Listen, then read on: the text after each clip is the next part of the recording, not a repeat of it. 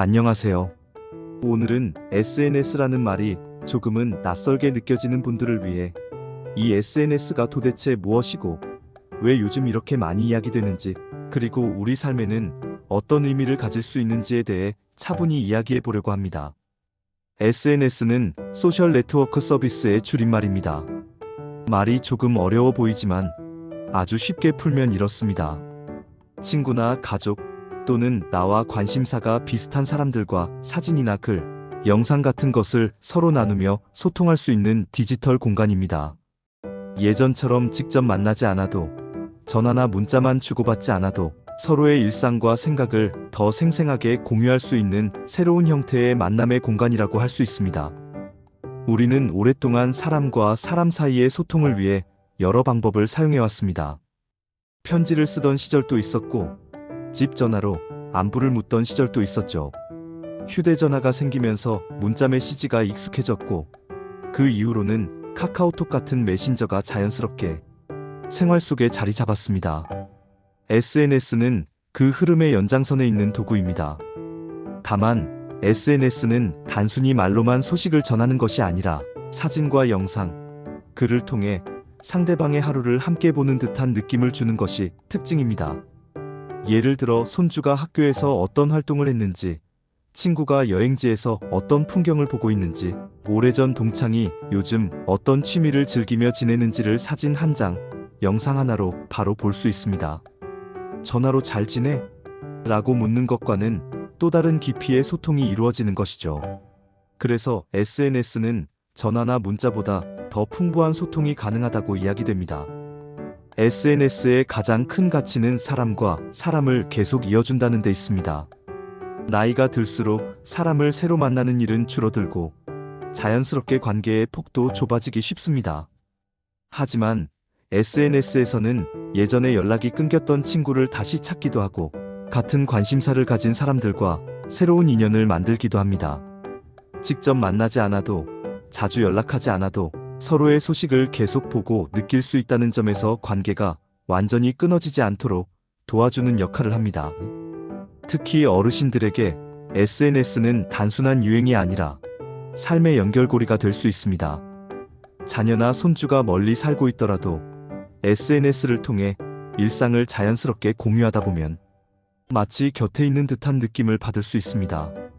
손주의 웃는 얼굴, 자녀의 소소한 일상, 가족 모임 사진을 보는 것만으로도 하루의 기분이 달라질 수 있습니다.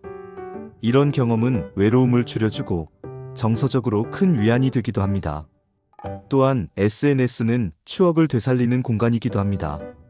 오래전 사진을 올리며 그 시절 이야기를 나누고 과거를 함께했던 사람들과 다시 연결되기도 합니다. 그때 우리가 이런 일을 했었지 하며 댓글로 이야기를 나누는 순간은 단순한 온라인 활동을 넘어 기억과 감정을 나누는 소중한 시간이 됩니다. 나이가 들어도 삶의 이야기가 계속 이어지고 있다는 느낌을 주는 것이 SNS의 또 다른 의미입니다. SNS는 소통만을 위한 공간이 아닙니다. 정보를 얻고 배우고 즐기는 공간이기도 합니다. 건강관리 방법, 간단한 운동, 요리법, 여행 이야기, 역사나 교양 이야기까지 다양한 콘텐츠가 SNS 안에 담겨 있습니다. 예전에는 이런 정보를 얻기 위해 책을 찾거나 사람을 직접 만나야 했다면, 이제는 SNS를 통해 손쉽게 접할 수 있습니다. 필요한 정보가 있을 때 스스로 찾아보고 관심 있는 분야를 깊이 있게 따라가다 보면 자연스럽게 배우는 즐거움도 생깁니다.